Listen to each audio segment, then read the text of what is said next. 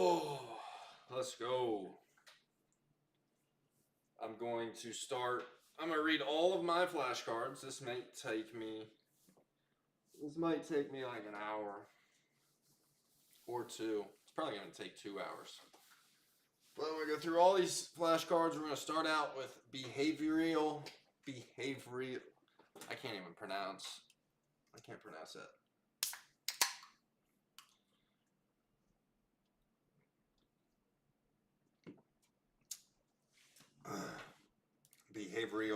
Behavior. I'm not. I'm not even gonna pronounce that. Okay. And Jesus is gonna help me get through this studying. Behavioral finance. That's how I'm gonna pronounce it. Heuristics. Heuristics is experiences and biases that can facilitate problem solving and probability judgments. Examples in daily life are trial and error, rules of thumb. These strategies are generalizations that can result in inaccurate or irrational conclusions. That is heuristics. Trial and error, rules of thumb, inaccurate or irrational conclusions. Behavioral finance. Behavioral finance. The study of how psychology affects finance. That's an easy one. Anchoring. The tendency of investors to become attached to a specific price as the fair value of a holding. Example, you bought a stock at 100. It drops to 50. You still believe that real value is around 100. And based on this expectation, you are inclined to hang on since it should come back to that price of 100. That is anchoring, when you believe the price is at a certain value that it will return to. When you value that stock at a specific price, attached to the value at a specific price. Attachment bias. Holding onto an investment for emotional reasons rather than considering more practical applications. Example, my grandfather left me this stock, so I will never sell it. That is attachment bias. Endowment bias.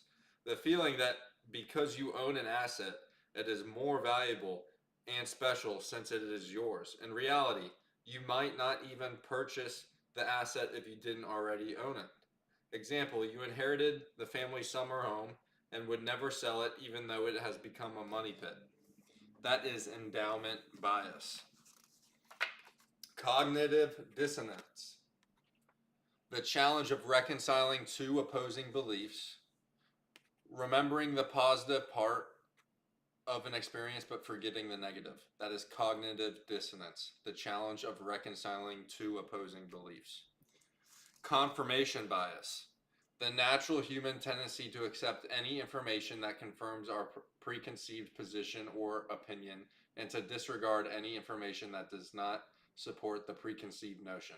Example, the investor hears about a hot stock from an unverified source and is intrigued by potential returns.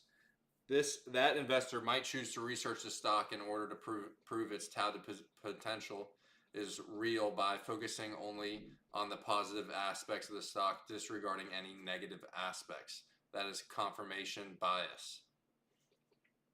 Accepts good information and disregard the bad. Diversification errors. Investors tend to diversify evenly across whatever options are presented to them. Example, consider the style box mania, where investors can feel compelled to own a piece of each box in order to be diversified. 401k participants tend to spread their money across whatever options they have. That is diversification errors. Diversify evenly across whatever options they are presented. Fear of regret. The tendency to take no action rather than risk making the wrong one. An investor holds onto a stock that's losing value because if they sold it, it could rebound and they could feel even worse. That is fear of regret. fear of making a decision because taking no action rather than the risk of making the wrong one. Fear of making the wrong decision. Fear of regret. Financial infidelity. Couples or partners with shared money or finances being dishonest with each other. Example, one partner hiding excessive spending, debt, etc. from the other one. Gambler's fallacy. An individual erroneously believes that the onset of a certain random event is likely to happen following an event or a series of events. Some investors believe that they should liquidate a position after it has gone up in a series of subsequent trading sessions because they do not believe that the position is likely to continue going up. Conversely, the other investors might hold on to a stock that has fallen in multiple sessions because they feel further declines are improbable. The solution is investors should base their decisions on analysis. That is gambler's fallacy. It's almost like the law of large numbers or whatever. Herd behavior. The tendency for individuals to mimic the actions of a larger group can also be described as fear of missing out, FOMO. So herd behavior is FOMO. This was the exhibit of the 1990s. Private investors were frantically investing huge amounts into internet-related companies, the dot-com era. Hindsight bias. The 2020 vision we have when looking at a past event and thinking we understand it when in reality we may not. That is hindsight bias.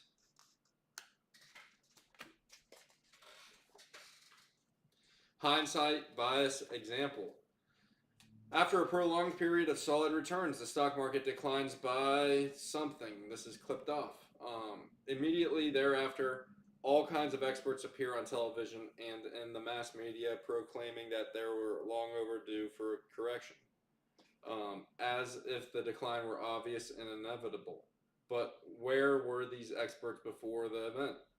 If it was so obvious, why didn't they speak up before the market took a dive? If it was so obvious, why didn't investors start cashing out or just prior to the sell-off? Hindsight biases also regularly manifest themselves between the investment advisors and their clients.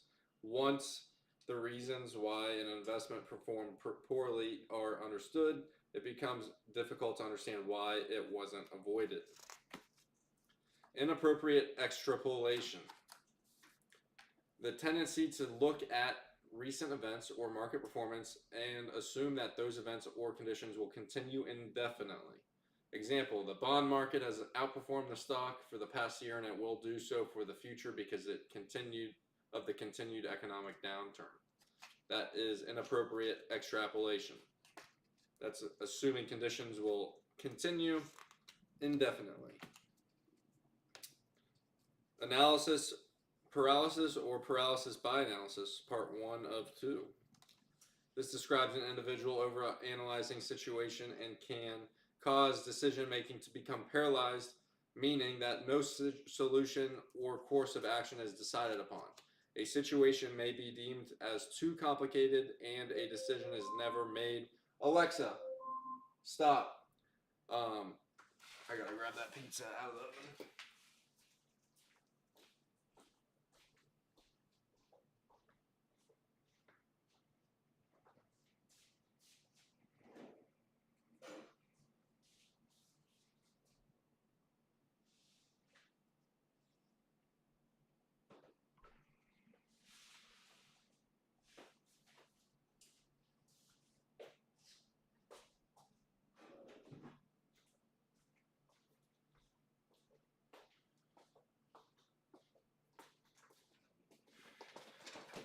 Analysis by paralysis, part 1. This describes an individual or a couple overanalyzing a situation and can cause decision-making to become paralyzed, meaning that no solution or course of action is decided upon. A situation may be deemed as too complicated and a decision is never made, due to the fear that a potentially larger problem may arise. A person may desire a perfect solution, but may fear making a decision that could result in an error. While on the other way, while on the way to a better solution, um, equally, a person may hold that superior solution in a short step away and stall in its endless pursuit, with no concept of diminishing returns. Part 2. Analysis paralysis is when the fear of either making an error outweighs the potential value of success. In a decision made in a timely manner, this imbalance results in a suppressed decision, making it an unconscious effort to preserving existence options. An overload of options can overwhelm the situation and cause the paralysis, rendering one unable to come to a conclusion. Analysis or paralysis example. Investing is too complex, so I will analyze all the various asset allocation strategies and create a plan. In the end, the investment plan is never created and the money is still in cash. Loss aversion and risk taking, part 1. While investors are risk averse when it comes to gains, they will not want to give them up. They are risk seekers when it comes to losses. They will take big risks to avoid realizing them. Given a choice between a sure gain and a chance to win more, people usually opt for the sure gain. Investors find losses roughly twice to 2.5 times as painful as gains are pleasurable. To avoid the emotional pain of loss, investors have a strong tendency to hang on to losers. They treat a loss as not real until it is realized. In some cases, they may turn out to be a good decision, and some they may turn out to be bad.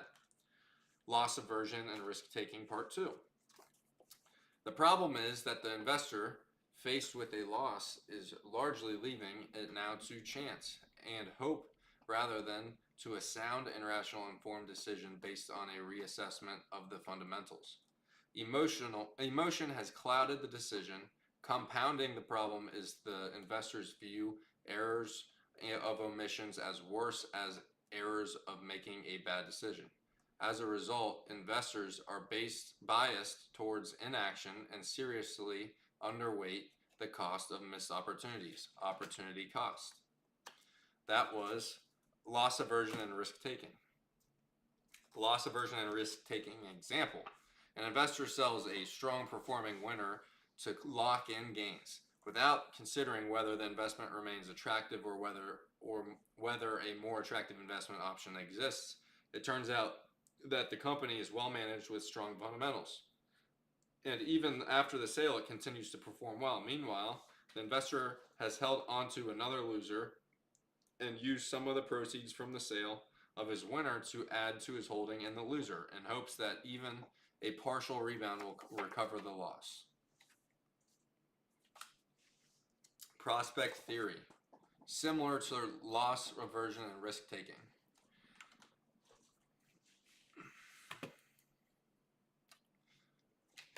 Prospect theory describes the different ways people evaluate losses and gains. Researchers have found that losses have much greater negative impact than a commensurate gain will have a positive. What does that word even mean, commensurate? Commensurate. Example, in a traditional way of thinking, the amount of utility gained from receiving $50 should be equal to a situation where you gained $100 and then lost $50. The result is the same. Which is most people in a single gain of $50 more favorable? Which is most people view a single gain of $50 more favorably? You'd rather just gain 50 instead of gaining 100 and then losing 50. Prospect theory. Mental accounting. This entails looking at sums of money differently depending on their source or their intended use. Example, some investors divide their investments between a safe investment portfolio and a speculative portfolio in order to prevent the negative returns that speculative investments may have from affecting the entire portfolio. All money is the same. You invest CDs, low interest, but you still have outstanding debt in your house, 5%. Worse yet, credit cards. The interest on your debt will erode any interest that you earn, while saving is important. Sometimes it makes more sense to forego your savings in order to pay off debt. That is your mental accounting. That's differentiating the buckets of money. Outcome bias. The tendency to make a decision based on the desired outcome rather than the probability of that outcome. The investor wants to double his money without doing adequate research. Overconfidence. This is the tendency to place too much emphasis on one's own abilities. It often works hand in hand with confirmation bias. Overconfidence. Examples. Example 1. Overconfident investors tend to believe they are better than others at choosing the best stocks and the best times to enter or exit position. Note, even professional fund managers with investment history reports often struggle. Example 2. A young fund manager has so much success that he begins to believe that the reason is his own exceptional talent, and that investing just happens to come easy for him. His steadily increases the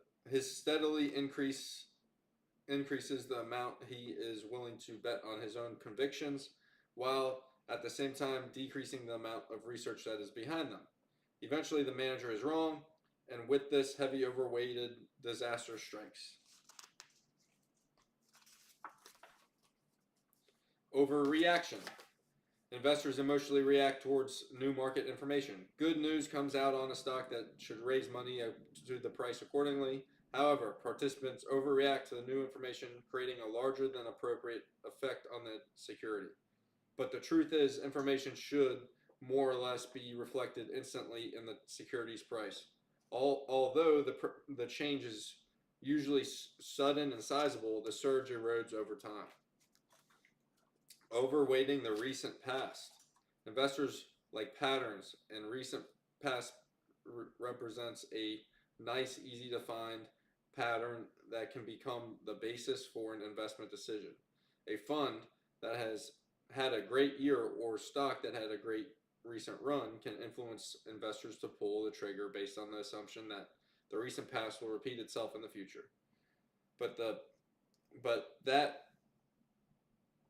But they make this decision with little research. The same holds true for broader trends. The problem is that while some tend to persist, others tend to revert to the mean. And there is no way to gauge which is more likely without doing research. Overweighting the recent past. Example. An investor reads a study that says short-term mutual fund winners tend to persist. On that basis, he decides to invest in several top funds from the prior year and to revisit his holdings the following year. A few funds did do well, but one collapses at its highly specific investment and aggressive style falls out of favor, leading to poor overall results. Self-affirmation bias. The belief that when something goes right, it is because you were smart and made the right decision. If it does not work out, it is someone else's fault, simply bad luck. Spotting trends that are not there. Investors seek patterns that help support decisions, sometimes without adequate confirmation research. Example, when the NFC wins the Super Bowl, it is not a basis for an investment decision. Status quo bias. The tendency of investors to do nothing when action is actually called for. Example, none necessary, it is everyday occurrence.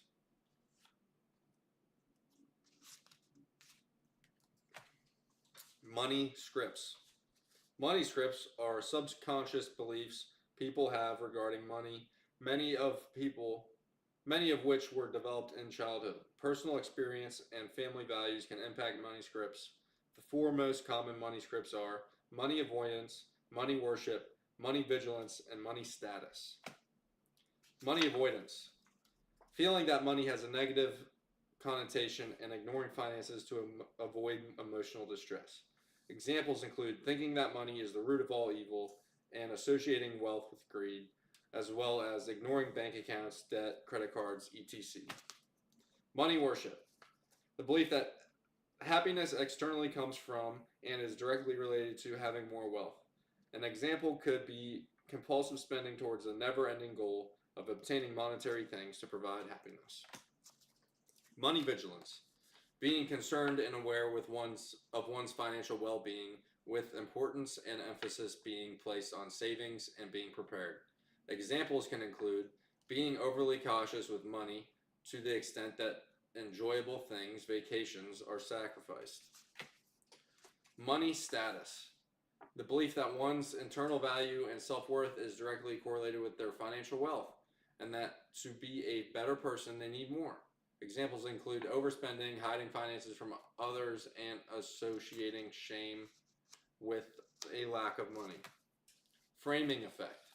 Cognitive bias in which a person makes decisions based on whether the various options are presented in a positive or negative way. Meaning individuals can tend to look over factual data. The person is more affected by how the information is worded rather than the actual information. This can be manifest itself in investment decisions. That is framing effect. If it's framed in a positive way, they're going to make a decision differently than if it was framed in a negative way, or vice versa. Money illusion. An economic theory positioning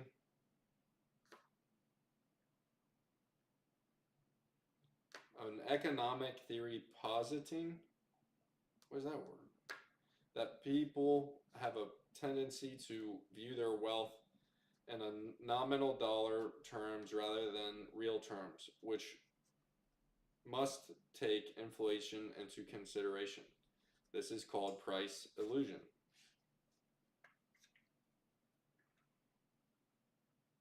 That's a typo. I don't know what that word is supposed to be.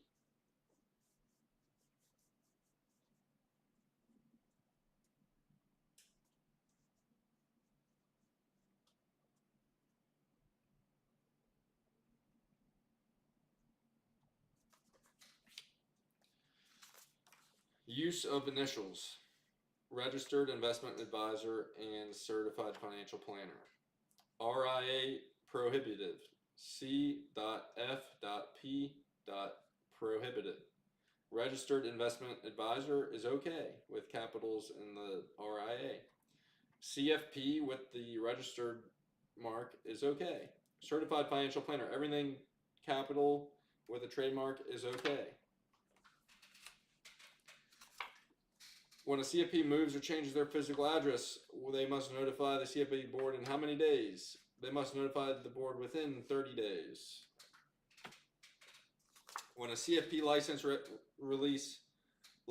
release a client file to other persons, when can they? When an attorney or a court subpoena to file a client's request at the client's request and as a defense against charges of wrongdoing. Determining an emergency fund. Use 3 or 6 months if 3 months, single with second source of income, married but both work, married only one spouse work but have a second source of income, 6 months, single wage earner, married only one spouse works. Debt management. Oh, we're in general principles now. I'm going to take a break and eat this pizza. So, should I pause this?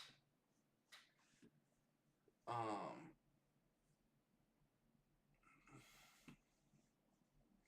just going to keep it rolling. No, I must stop it. I just did behavioral finance. Where's my mouse?